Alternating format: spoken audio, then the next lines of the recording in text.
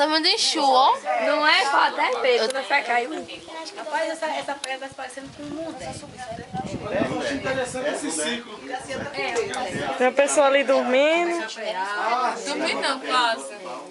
Esse ciclo que tem aqui, ó. Mundel. Ai. Mundé. Mundé? Mundel na Bahia. Mundé, Mundel é a mesma coisa. Ele explicava esse processo geológico todo, né? Que é a área dele, né? Pra lavar roupa. Não, se essa pedra, se essa bicha aqui fosse do chão, Ah, sim, é um tanque, né? é, ela vai interessante para lavar roupa. É um tanque que fica Eu aqui pra lembro que baixo. eu mudava a Chama de Arapuca. Arapuca. Ai, Jesus. Mas assim, A gente tivesse aqui, ele sem dizia. dúvida tinha origem. Agora vamos para os universitários. Isso aí só Deus. Vai ser moderno. Apareceu assim? Vai falar? Agora está Roberto. Bom, a arqueologia no Brasil, ela dá nomes aos centros arqueológicos, né? Ou seja, qualquer lugar em que você tem restos materiais de ocupação humana, a gente chama de centro arqueológico. Esse tipo aqui, né, a gente dá o nome de abrigo sob rocha.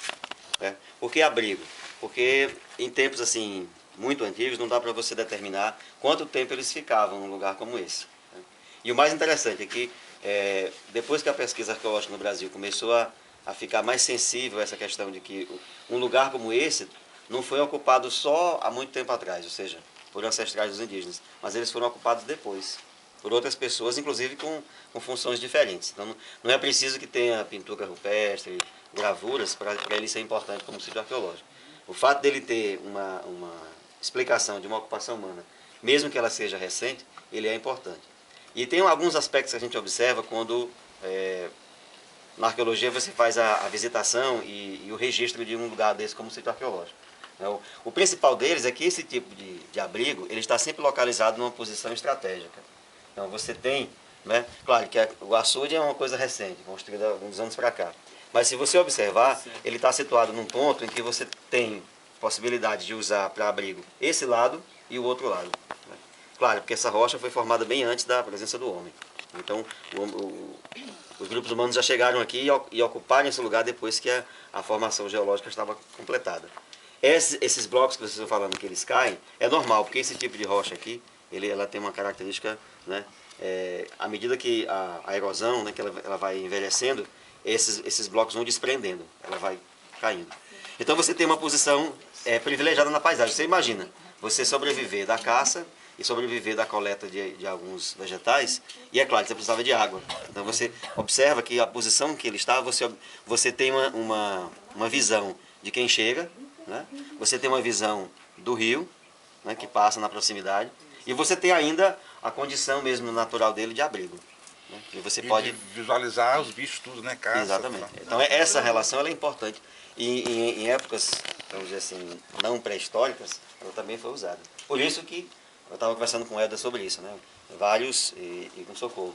Existem exemplos de vários tipos de pequenas cavernas como essa, abrigos, que foram utilizados por vários tipos de pessoas, inclusive na época do cangaço também. Existem exemplos que eles utilizaram para isso. Nesse caso aqui tem a ver com a própria história da Boa Vista, tem a ver com a própria história da comunidade, ao uso desse espaço. Um outro aspecto também interessante é que, às vezes as pessoas chamam de caverna, e os espeleólogos, né, que estudam cavernas, eles não têm assim, uma determinação exata para dizer. Mas, assim, na verdade ela tem uma certa profundidade, porque um determinado animal que tem nos espaços de cavernas apareceu ali. Então, na verdade, ela pode ser até mesmo caracterizada como uma pequena caverna, um ambiente cavernícola. Animal, morcego? Morcego.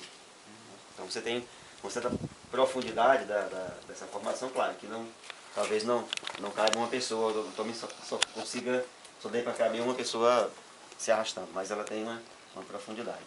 E isso é importante, porque as pessoas que usaram isso aqui, independente de que época foi, observaram isso. A posição dela em relação ao recurso da água, a posição dela como ponto estratégico, de observar quem chega, quem sai. Né? E usar o espaço também. Né? Usar o espaço. Qual é a posição dela em relação ao sol, Roberto? O nascente está... Eu acho que o O nascente é pra cá, né? Nascente é pra onde? Bem de frente. Aí, né? Essa aqui de nascente? Tá? Então aqui fica a sombra o dia inteiro, O dia né? inteiro. Ele não trabalha. É, Outra qualidade. Exatamente. E é interessante você observar, porque nós encontramos esse tipo de formação natural em vários cantos. Você olha assim, né, nos cordões de serrote, está cheio disso aqui. Aí você pergunta, mas por que não ocuparam e usaram esses lugares? A resposta é essa. Né? Se você for observar, tem alguns desses que não são interessantes para você se abrigar, porque eles estão numa posição diferente. Então, no período da tarde, né, quando o sol está mais quente, ele entra, né, dentro do espaço. Não como esse aqui, que o sol nasce desse lado, né? Então durante o dia inteiro, né, quer dizer, o sol vai para lá, ele desce e você não tem sol aqui dentro, você tem sombra o dia inteiro. Então você tem um clima ideal para uso humano. Professor, alguns lugares, como por exemplo esse aqui, a arqueologia, assim, acha inviável o trabalho com escavações? Não, porque só é inviável quando você não tem sedimento. Tá? Nesse caso aqui você tem sedimento. Né? Se a gente fizesse uma limpeza desses blocos caídos aqui e fizesse um trabalho de delimitação para fazer a escavação, com certeza os restos materiais de quem ocupou aqui iam aparecer. Em pequena, maior ou menor quantidade eles iam aparecer. Por exemplo, pedaço de vasilhame cerâmico que foi utilizado quando o nome dele? José Miguel. José Miguel, né, utilizou. Pessoas que utilizaram antes dele. Né? Essas pessoas que estão ligadas à comunidade da Boa Vista, que utilizaram aqui, ou ela foi utilizada bem antes disso, quando era ocupada por escravos fugitivos. Você vai encontrar também algum vestígio. Resto de fogueira, De foice, fragmentos de né? cerâmica. Machado. Exatamente, Eu pedaços trabalhar muito com isso. desses Machado, instrumentos. foice. Entendeu? Você vai encontrar de alguma forma ou de outra. Mesmo que sejam fragmentos, mas a arqueologia trabalha com isso mesmo, os fragmentos. Encontrar um objeto inteiro é uma coisa muito difícil. É muito raro. A não ser que seja um local que foi isolado durante muito tempo. Existem casos assim. Fazendas que foram abandonadas e ficaram em ruínas, e aí de repente as pessoas encontraram um vasilhame cerâmico cheio de objetos, ou então, como aconteceu lá em Minas Gerais, né? O camarada foi tirar um mourão, porque ele estava em disputa da terra, aí ele ganhou a disputa, então ele ia afastar a cerca mais adiante. Aí, quando ela arrancou os mourões, aí o sobrinho do dono da terra encontrou um caixote cheio de moedas. Para nós seria Mas claro, moedas que tem valor cultural, não tem valor mais de dinheiro. Porque moedas de 1815, 1820, né? Ou seja, no final da colônia. São essas moedas são Moedas de várias épocas, de 1815 até 1840, alguma Teriam coisa assim. sido enterradas no porão? Isso é algum tipo de preceito, ou para esconder mesmo? Tem Bom, dados culturais sobre essa existe prática? um nome que a nossa cultura dá para esse tipo de achado, né? Que chama de botija, né? Mas na verdade, o que é a botija para a arqueologia? Na verdade, são objetos que as pessoas guardaram por motivos os mais diversos. Por exemplo, imagine só, você tinha uma fazenda bem isolada. Se você morar aqui hoje, já é um pouco isolado. Você imagina, 100 anos atrás, 200 anos atrás.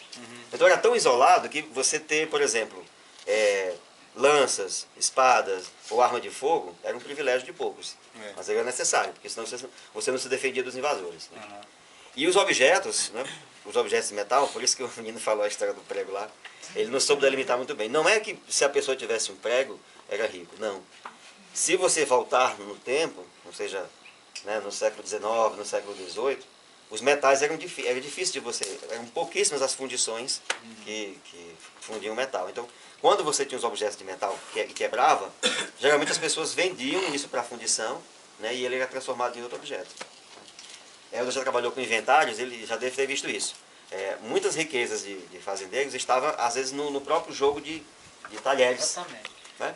Então, imagina só, você fazia um inventário, não só da terra, do gado, dos arreios que você tinha, das esporas, entendeu? Cela, tudo. Porque tudo era muito mais difícil de você conseguir. Nos inventários a gente acha caco de enxada, né? Pedaço de enxada, essas coisas. Que tinha realmente essa... Tá furado. Tá furado tudo, né? Metal, né? Tudo que Vaca magra. era metal. Interessante você falou aqui, quando eu falei a Serra da Tapuia, Sítio Novo, e eu fui com esse senhor chamado Antônio, já com 82 anos, e a época quando eu fui lá em 2005, né, ele ainda estava vivo, ele contou as histórias, né, de quando ele morou num lugar como esse aqui. Menor, mas num lugar como esse aqui. E é interessante que ele, preocupado, né, sabendo que eu ia lá, ele juntou, né, coisas que ele tinha encontrado nos arredores do lugar. E interessante, ele encontrou e arrumou num cantinho assim. Quando eu cheguei, comecei a falar e tal, ele fez questão que eu observasse. Ele encontrou ainda um pedaço do pé de uma cama, né, duas latas furadas, né, que se usava para fazer torrar castanha, né, e alguns pedaços de objetos de couro, né, pedaço de cinto, uma fivela. Né. Então, assim, são vestígios materiais realmente de uma ocupação naquele lugar recente. Claro que quando vocês fizerem uma escavação como essa, né, à medida porque esse sedimento que está aqui, né, ele é depositado à medida que o próprio vento traz, né? Então, quanto mais você desce, mais antiga é a informação que você encontra. Então, se isso aqui foi ocupado, sei lá, há 2.000 anos, 3.000 anos, por grupos indígenas, você vai encontrar algum tipo de informação deles. Pedaços de artefato feito de pedra, às vezes até cerâmica também. Mas pode encontrar também cerâmica mais recente, usada por essas populações que ocuparam aqui. E assim, do ponto de vista dos custos, existe viabilidade o processo para você realizar um trabalho de escavação, como isso aqui é considerado, né, patrimônio cultural e da União, ele passa por um processo de autorização, né, que é o do patrimônio histórico, o IFAM. Então, o primeiro passo é encaminhar um pedido de autorização para fazer uma prospecção arqueológica. Né? Por quê? Esses materiais que foram coletados, claro, eles ficam sob o cuidado da própria comunidade e fica com a guarda oficial desses materiais. Isso já é um avanço também, porque no passado, muitos trabalhos arqueológicos eram o seguinte: o cara chegava, põe aqui, né, fazia a escavação, existem casos aqui mesmo, né, não sei, igual, fazia a escavação e o material ia para outro. Não, vamos estudar fora, daí ele não voltava mais. Saqueava. Exatamente. Então hoje, o Instituto do Patrimônio Histórico ele tem essa preocupação. Então o primeiro passo é, vamos dizer assim, enviar uma solicitação de autorização para fazer o trabalho arqueológico. E aí o segundo passo é justamente procurar essas formas de financiamento. Né? Variam. Se você for fazer um trabalho arqueológico, por exemplo, todo de uma vez, sai muito caro. Mas você pode fazer por etapas. Né? Você faz uma etapa, a gente chama de sondagem. Né? O que eu estou fazendo aqui observando, eu já estou fazendo a primeira etapa, que chama-se prospecção. Que é uma observação, né, do que está à vista. Então, o que está à vista já dá a você uma dimensão, né, da informação. Acrescenta essa informação, o que você acabou de relatar, o que as pessoas conhecem sobre o lugar. Então já é uma informação também. A posição do lugar em relação a que a gente chama de paisagem, é outra informação também. Então esses elementos já justificam você fazer um registro do lugar como centro arqueológico. Qual a importância disso?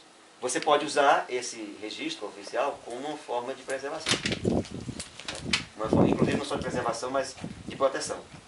Proteção mesmo. Não é que ele vai ser registrado o nome do professor Roberto, do professor Cavaquinho, seja quem for. Mas aqui esse registro, ele identifica, por isso que a gente tira as coordenadas geográficas, ele identifica um lugar único no espaço físico do planeta. Não tem outro. Parte desse princípio, né? Quando você faz, né, usa o GPS, né, para você identificar os pontos e fazer o registro, aquelas coordenadas é justamente para isso. Identifica um lugar único no espaço físico do planeta, não tem outro. Então, na prática, assim, fica como uma espécie, legalmente fica como se fosse um tombamento, né? É um tombamento. O fazendeiro que é o dono daqui não teria, se quisesse explodir isso aqui para construir alguma coisa, já não pode. Aí ele já não pode fazer isso. Se ele fez, ele vai para a cadeia. Então a melhor forma é você agregar, é você somar, é você trabalhar no sentido de que não somente a comunidade, mas também o dono da propriedade em que está o local, né, ele não vai perder a sua propriedade, na verdade, ele vai agregar, ele vai incorporar a essa propriedade um elemento de valor social, cultural importante. É trabalhoso, mas como quase tudo na vida, né, é trabalhoso. Demanda tempo de você fazer essa articulação. Ainda é melhor do que era no passado. Porque no passado era realmente exploração pura e simples. Tem muitos casos. Né? Muitos casos. Você vai no museu, na Paraíba, no Museu Histórico do Ceará, você vai no museu em Sergipe, você encontra coisas, né? Lugares como esse aqui, que alguém chegou, como não tinha legislação, ele não tinha que cumprir nada, né? Saqueou. Não se importava com a comunidade, nem com a informação. Ele chegava e dizia, rapaz, eu acho que esse lugar aqui deve ter talvez algum tipo de sepultamento, alguma urna funerária. Metia a pá, puf. Engraçado, né? Encontrava. Aí você chega hoje nesses museus e tá lá o vasilhame cerâmico, né? A urna funerária, descrita, tradição aratu, tradição tupi, tal. Aí você pergunta, cadê os ossos do camaradinho que estava dentro? O gato comeu. Jogavam fora. Então, pegava a urna de cerâmica, né? Com o sepultamento, jogava as cinzas e os ossos fora e deixava a urna limpinha para ser exposta. Não que não seja importante, mas para nós é mais importante os ossos que estão dentro e as cinzas do que o vasilhame. Tinha essa daí. Então, perguntava onde você achou isso, onde foi achado isso, onde foi encontrado. Também. A indicação do local em que foi encontrado era mais difícil ainda. Pode ter serpente aí. Alguns diziam assim, não, foi fulano que encontrou. Eu não sei se foi em 55, eu disse, não, foi antes disso, tal. Aí, na verdade, você não tinha nem indicação de onde ele foi retirado. Quando foi, nem onde foi, né? Então esses cuidados hoje, ó, mesmo com toda essa dificuldade, que estão sempre em propriedade privada, né? Você tem que fazer sempre um convencimento, um trabalho, né? Por isso que aquilo que a gente teve ontem na oficina, ela é importante. Exatamente. A gente chama de educação patrimonial. Quer dizer, educação patrimonial não é dizendo assim que as pessoas do lugar não sabem nada, não, é o contrário.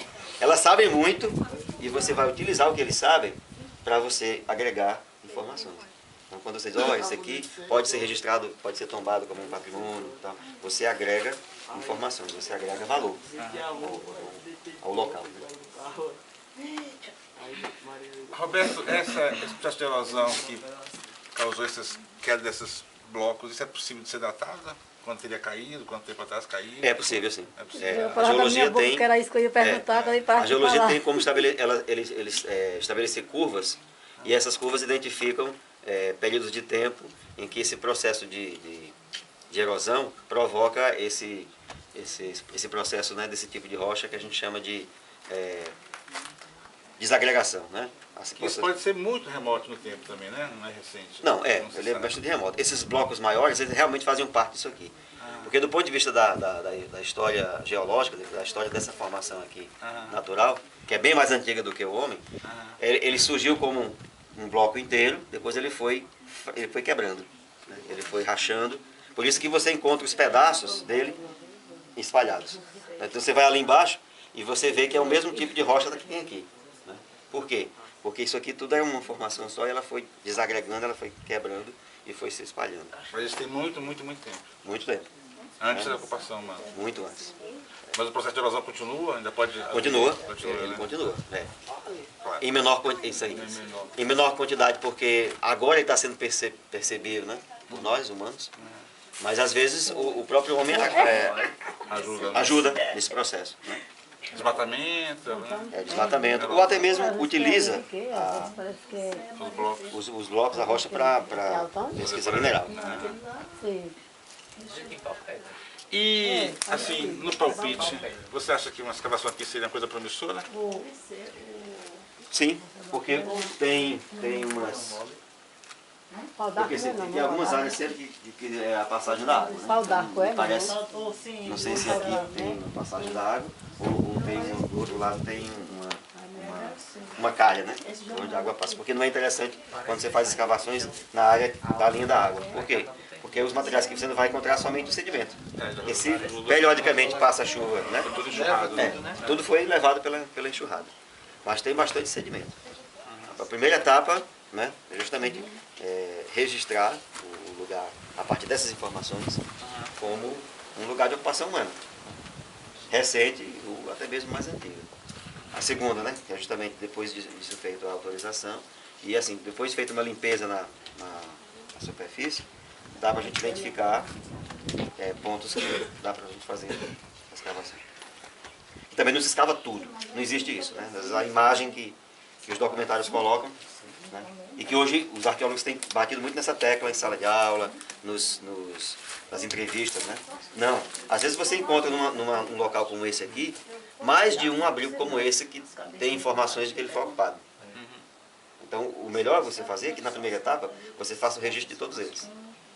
Agora, dentre eles, você vai escolher um que tem uma situação mais ideal para você fazer a escavação. Porque existem casos de abrigos como esse, em que você não tem areia aqui, você não tem sedimento. A formação, o próprio abrigo, o chão dele é uma parte da rocha também. E é claro, você não tem como você... Mas mesmo assim, mas mesmo assim ele ainda é importante, porque se ele fizer parte de um conjunto de outros abrigos identificados na mesma área, ele já é caracterizado como tal. Engraçado, estava na pousada em Paredes, aí eu conversando com o Julie, aí saí na varanda, e um camarada no telefone, tava falando não sei o quê. E aí, depois que ele terminou a ligação, aí começou a puxar a conversa comigo.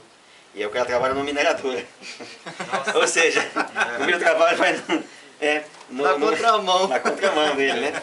Porque ele, como na mineradora, se ele chegar num local como esse aqui e quiser fazer uma prospecção, né? Em geral, ele observa, vê que o tipo de granito que tem aqui não é bom para industrialização, né? E aí ele o que faz? Não, vamos pelo menos, né, utilizar para fazer pedra de calçamento, né? Agora, Roberto, quando uma mineradora obtém uma concessão para esse tipo de pesquisa ou de lavra, ela tem que patrocinar o trabalho arqueológico prévio, né? Tem. Agora, isso tornou-se obrigatório, por incrível que pareça. No Brasil, tornou-se obrigatório de 2002 para cá. Imaginei a quantidade de coisa que foi detonada. Quando eu comecei a trabalhar na UFRN, o IFAM não tinha arqueólogos, eles sempre chamavam Valdeci, lá em Mossoró, da UERN, ou eu na UFRN Natal. E aconteceu, tanto com ele, lá na região do Alto Sertão, quanto aconteceu também na região do Agreste, mais próximo de Natal, situações em que o IFAM disse assim, o Instituto do Patrimônio Histórico, né? Roberto, você pode ir lá, tem notícia de um sítio que está sendo detonado. Aí levamos uma semana para conseguir carro e tudo mais, né? O motorista do Instituto do Patrimônio cai até lá. Quando nós chegamos, o município de São José do Campestre, né? Já quase na Paraíba. Quando nós chegamos no que era o sítio, não existia mais. Literalmente, imagina isso aqui, ter só uma terça parte, uma bandinha assim em pé, as outras duas partes, né, já estavam empilhadas assim em forma de paralelepípedo. Aí, Esse era uma mineradora autorizada? Não. Entendeu? Para você ver como assim, a lei que protege os sítios arqueológicos no Brasil é muito antiga, é de 67. Aí da década de 80, em 84, as portarias do Conselho Nacional do Meio Ambiente. Já foi um avanço, criar o Conselho Nacional do Meio Ambiente. As portarias do Instituto do Patrimônio Histórico, já na década de 90, 96, 98, né? Mas assim, a obrigatoriedade por essas resoluções do Conselho Nacional do Meio Ambiente e do Instituto do Patrimônio Histórico, né, IFAM e IPHN, são de 2002. Obrigatoriedade mesmo. Todo e qualquer empreendimento, ele vai gerar no espaço natural, né, uma modificação. Então você tem que incluir a pesquisa arqueológica. Nesse caso dos paralelepípedos, né, às vezes as próprias prefeituras patrocinam isso, né? Porque o grande consumidor de paralelepípedo é a prefeitura, né? Então tem muitos casos em que os prefeitos mesmo não estão informados disso, né? Aí você pode perguntar, quer dizer que vai parar? Não, né? Claro que também isso gera emprego, né? Gera alguma forma de renda. Mas agora que se tem feito isso, né? Então a mineradora ela procura autorização, né? E a autorização é dada de acordo, né, com a identificação de que aquele lugar tem ou não tem uma informação arqueológica. Né? Então o registro, o chamado tombamento, ele é importante também nesse sentido. Né? Ele é importante nesse sentido porque você tem já um registro, então independente da boa vontade ou má vontade do dono da propriedade em que aquele lugar está, o objeto arqueológico que é aquele lugar, ele está protegido. Existem muitos casos que agora a legislação protege um pouco mais.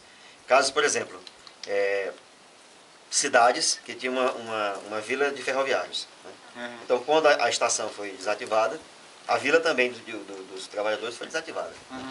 E aí, como ninguém preocupava com nada, né? Dizia, não, isso não é arqueológico, não, é as ferrovias de um dia desse aí, né? Entendeu? Né? No final do século XIX, início do século XX, não é importante, né? Então, claro, o cara vendeu a propriedade e foi construída uma estrada. Aí as máquinas passaram, apagou tudo. A estação, a vila ferroviária. Né? Então, agora que a gente tem no Brasil uma acessibilidade maior, com essa questão, né? De que o sítio arqueológico ele não é importante só se ele for, né? De época pré-histórica e tal. Né? Que, claro, você sempre encontra em lugares como esse informação, sem dúvida. Por menor que seja, aparece. Né? Nem que seja uma lascazinha de quartzo, alguma coisa assim, mas você encontra algum vestígio muito antigo. Agora, eu estava querendo saber, assim, do seu Mané Miguel, um pouquinho mais sobre... Cuidado, Miguel. Você quer sentar? Não, quero ser da sua frente. Eu estava querendo saber quem morou aqui, então. Foi um tio meu, chama Zé Miguel. É Zé Miguel? Seu tio. Seu tio irmão do seu pai? Não, era tio do papai. Ah, tio do seu pai. É. E tio, ele era irmão do pai do seu pai? É. E quem era o pai do seu pai? Era Manuel Miguel. Irmão do Zé Miguel. É. Aí ele morou quanto tempo aqui? Eu não sei não, ele morou aqui muito tempo. Daí foi embora para o Correio Novo, aí morreu lá, no Correio Novo. O senhor conheceu ele? Conheci. É aquele que morreu um tempo desse, bichinho? É aquele Não, outro, aquele- porque já era... No caso do pai de Lena. Aquele Severino. É. A casa do Severino. Pronto, eu tava pensando, será que era o pai dele, né? Era Aquele o que pai mais de casou com Severino sua Miguel. sua mãe, seu pai. Eu acho que é aquele mesmo. Morreu com 92 anos, morreu faz muito tempo, então. Tem para uns 90 anos já É. que ele morou aqui. Quer dizer que o pai dele morou. Ele O pai saiu dele daqui. morou. Ele saiu daqui com 7 anos, quem foi que me disse essa informação? Que ele tinha saído daqui com 7 anos, Severino. Não, acho que ele saiu assim depois, porque na época do IFAM, do projeto do IFAM, eu conversei com ele sobre isso e ele falava assim que ele era muito devoto e ele ia daqui para as novenas de maio em Parelha, sozinho, e voltava à noite. Então ele devia ter, acho que mais de 15 anos de idade. Mas ele contou, assim, que ele morou... Porque, assim, se fala da Casa da Pedra. Será que tinha uma casa aqui? Ou ele morava aqui na gruta? Tinha aquela lá. É essa casa que ele morava? É. Ah, então ele não morou aqui, não. Não, aqui não morou, não. Agora, lá na casa porque essa pedra aqui, sabe? Aí dizia que era a Casa da Pedra. Casa da Pedra quer dizer casa ao lado da pedra, próximo da pedra. O Severino ter vivido até os 15 anos aqui. É. Ele saiu daqui, é só um ponto de identificação, eu acho. Não, mas Referência, né? assim, Referência.